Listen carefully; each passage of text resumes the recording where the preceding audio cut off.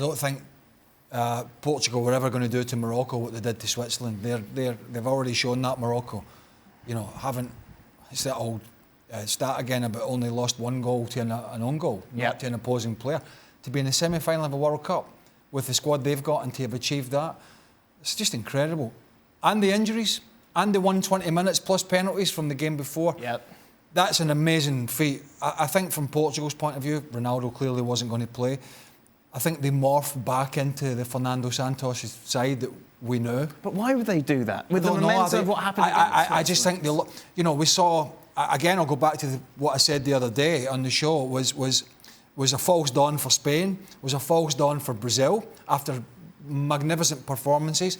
And now we've seen a false dawn for Portugal where it came easy for them to an extent. And maybe they thought it was just a light switch again. We'll go back out, we'll create the chances. They didn't have that zest, that pacey passing, the movement. They just couldn't do it. And maybe it's Morocco are super hard to play against, much more difficult than Switzerland. But they just did not replicate everything that was good from the Switzerland game into this game. They could not. They kind of reverted back to just individuals again. Yeah, but I would say that in the context of comparison or comparing what Spain was against Morocco, I looked at Portugal, and while I understand that the passing could have been quicker and that the movement could have been quicker and that that sort of spice that we want from their game and that we have seen from their game would show up, I actually thought that they were more effective than Spain was. Spain looked like they were never going to score. Definitely more effective. Yeah. Not effective enough. Yes. But more than Spain, yeah. And Spain never looked like they were ever going to score. Portugal had chances. No, Ramos had the chance, Pepe obviously at the end. Well, they had chances. And even Cristiano Ronaldo had a chance. They said, I have chance, so be it. But it is Cristiano Ronaldo we're talking about. There were opportunities there. Joao Felix had a couple of opportunities himself. So they were trying to find answers. And I think that's where your point is valid and it's well taken.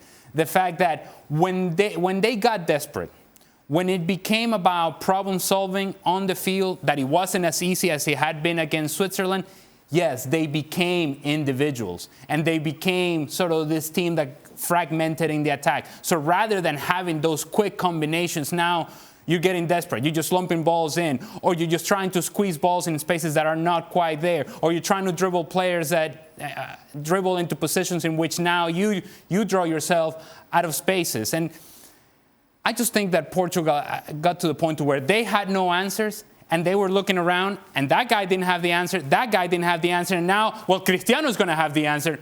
Well, not anymore, he doesn't have the answers. There's a reason as to why he's sitting on the bench, is because those answers are not coming as evidently as they once did, and as clearly as they once did. And Portugal just wasn't able to figure out how to break down Morocco, and to that, we have to give credit to Morocco themselves. I mean, just briefly, the goalkeeper sold the jerseys, didn't he? I mean, as good a header as it was, he came out half-hearted. He didn't come out. And I'm nitpicking here. William Carvalho not playing. I'm nitpicking when you win 6-1 and you're changing the team. I know it's nitpicking, but I'm leaving it as it is. Sure. Yeah. It was a great performance. I'm leaving it. Let's welcome in Frank and Gab to the conversation as well. Gab, you were at the game, which I imagine felt like a home game for Morocco. It did. It's absolutely tremendous. Scenes, people outside, without tickets, kind of just wanting to be part of the atmosphere, even outside the stadium. And obviously, En-Nesyri's goals setting them on their way. I love to pick holes in Fernando Santos. I mean, Craig laid out all the silly things Fernando Santos did today, but I think I want to give credit to Morocco because, as Craig mentioned, without Mazraoui, without Aguerd at the back, being fatigued, those two guys in midfield, I mean, Amrabat and Ouani, unbelievable. The quality and quantity combined. When they had to defend, they defended. When they had to cue the break, they cued the break. Honestly, I think this is a game that Morocco won, that Morocco deserved to win as much as Portugal lost. As a collective, it's quite a side, Frank. It is. It is absolutely fantastic to see how, on top of it, they are interchangeable. The captain, Saiss, has to get out. He was already injured but wanted to play. they play with their heart, they play with their faith, but they also play with their head.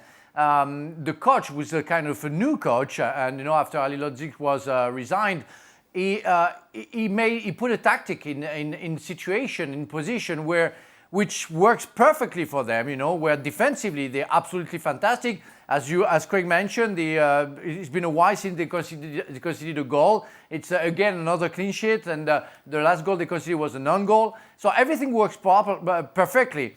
And because En-Nesyri scoring a Ronaldo kind of a header today, you have the icing on the cake. So everything worked perfectly. Of course, you can consider that somehow they can be fortunate, but it's part of football.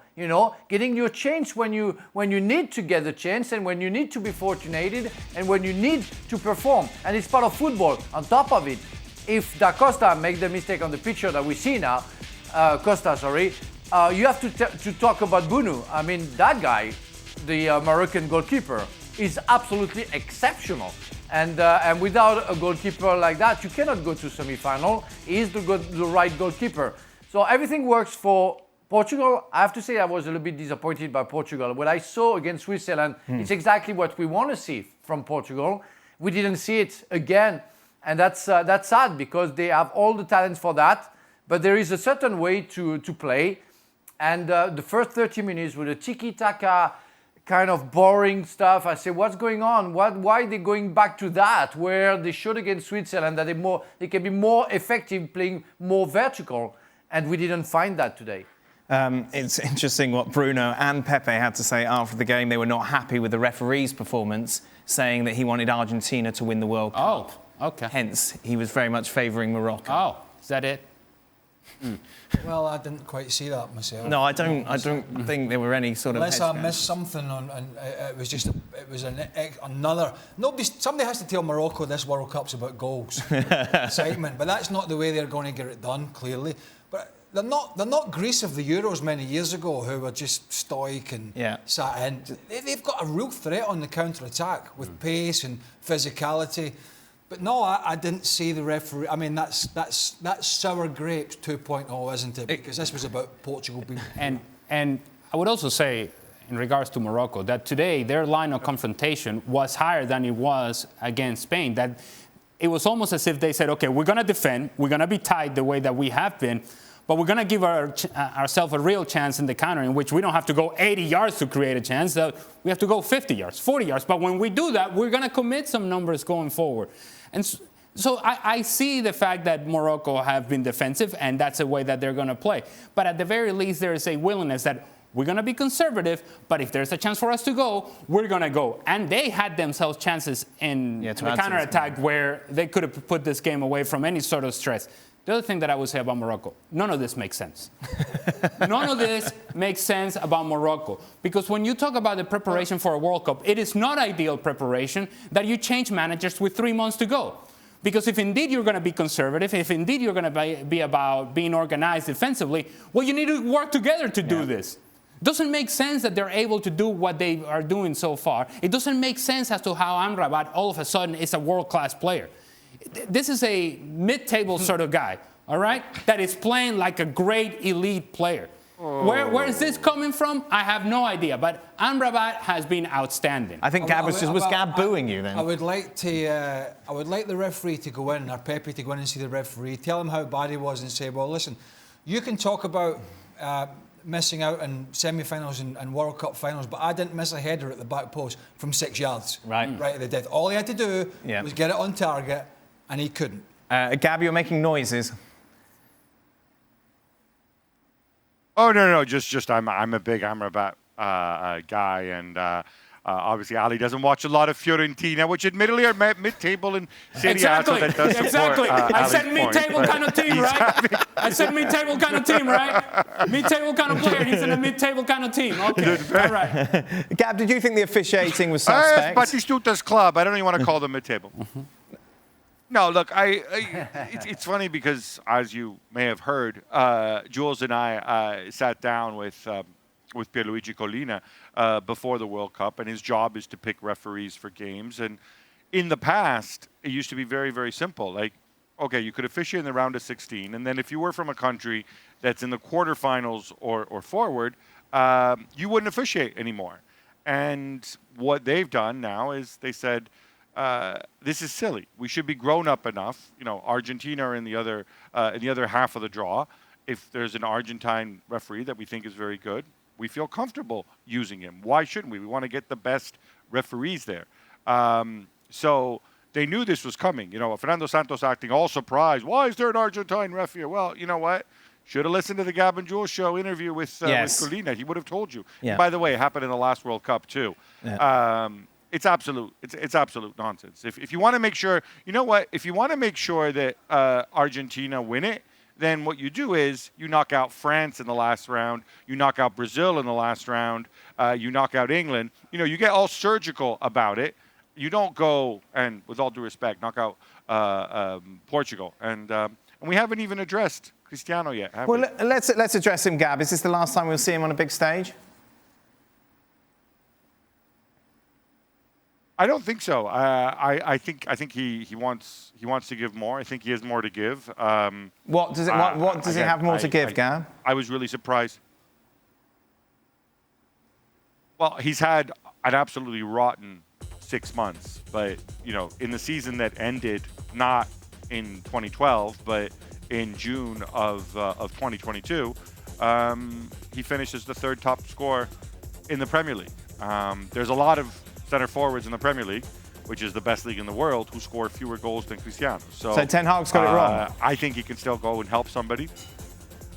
No, he may not be Manchester United. He may not be right for Manchester United, but I still think, I don't think he's happy leaving like that. I was struck by the fact, and I wrote a column about this, that when he came on, towards the end, as all the Portuguese players are freaking out and remonstrating, and then Bruno Fernandes pulling at his shirt and gnashing his teeth and whatever, Cristiano was actually super calm. It was almost as if he felt that, I'm going to nick this winner now, and I'm going to stay calm, and I'm going to lead us. And obviously he only had really that one half chance, so it didn't work out for him. But obviously something's broken with Fernando Santos. I don't think. I think one or the other, most likely Fernando Santos, won't be back. But he doesn't look to me like somebody who's ready to throw in the towel, put it that way. And I think also a lot of people, including in Portugal, who thought like, oh, look, Gonzalo Ramos is the answer to all our prayers, are now probably second-guessing themselves a little bit. I don't think he'd be super calm if he sees the little man left in the World Cup. I think there'd be a couple of fridges been kicked somewhere or whatever. Why is he kicking a fridge? Well, kick anything that moves. Don't be around him. If he says, Oh, damn, you missed the fridge. That fridge doesn't move. I think you meant Portugal. I think you were talking about Portugal, were you? When you're. I think you could talk about domestic or international. Well, what he does domestically, I don't know whether it's some place where we don't pay much attention to, but there's lots of money, or whether it's, I don't know, no idea. I think from a Portugal perspective, the next World Cup will be 41 and 42. We have the Euros, but a bit like Manchester United, in my opinion, it's time for Portugal to move forward. They've seen the best of him. They've had the best of him. It's not going to get any better. He's not going to reach those heights again. Yeah, I'm not saying he can't come in and do a job, but he'll bring in the eyes of the media. He'll bring in the attention, and there's a new manager, and that's what they'll have. Is that what he wants? They have enough within the squad to go again without Cristiano Ronaldo. They have enough to rebuild and rejig and bring some freshness about it, and whether he's got it in him to say that and go, look, I've had my time, we couldn't get over the line, I'm stepping back. For me, that would be the best thing for all parties. Here's the thing. Cristiano Ronaldo is not built or made to be just another guy. And so if he were to hang around the national team picture, it would be to have a role much different than what he has had in the past, in which he's coming off the bench to provide you with perhaps a final touch to score a goal if you need it. But that's it. Limited to that. He's not built to be that guy. I don't think in his soul, this is something that he would feel comfortable doing and just being a cheerleader in the background. Part of what has made him successful is he wants to be at the forefront, in the foreground. Yes, give me the ball, I'll resolve the issue. he's no longer in that position and won't be for Portugal any longer. And if I'm a new manager pitching up, I want to be seen to be someone that can make that big decision early. And if you don't make that big decision and he does come back, every time you turn up for a friendly or Nations League or a qualifier, the question is not about your squad. The first question is he playing? Is he happy? And I think that job and this job is tough enough, international management, without having to deal with all that. When you know that player can't deliver you on the field, I would imagine what he's delivered over the last, 15 years. So I think it's time to move on. What do you think, Frank? Well, I think we'll have a very near answer, very soon, at least, with the decision that he's going to make to choose the teams that he's going to play for. If he plays for a top league, we can expect to see him again with the national team. If he plays for, let's say, more exotic clubs, or club, I don't think we can, or Portugal can count on him saving the national team. So we're going to know very soon. But I'm with the guys. I really think that he wants to stay. He wants to come back. And he wants to play and start the games that he wants to play. He doesn't want to be in the bench. So it's going to be something that he has to decide with a new coach, if there is a new one. But the Ronaldo problem is not over because what's going to happen is mostly depending on him. Well, thank you very much for watching ESPN on YouTube. For more sports highlights and analysis, be sure to download the ESPN app. And for live streaming, premium content, and let's not forget as well, ESPN FC 7 days a week. Subscribe to ESPN+.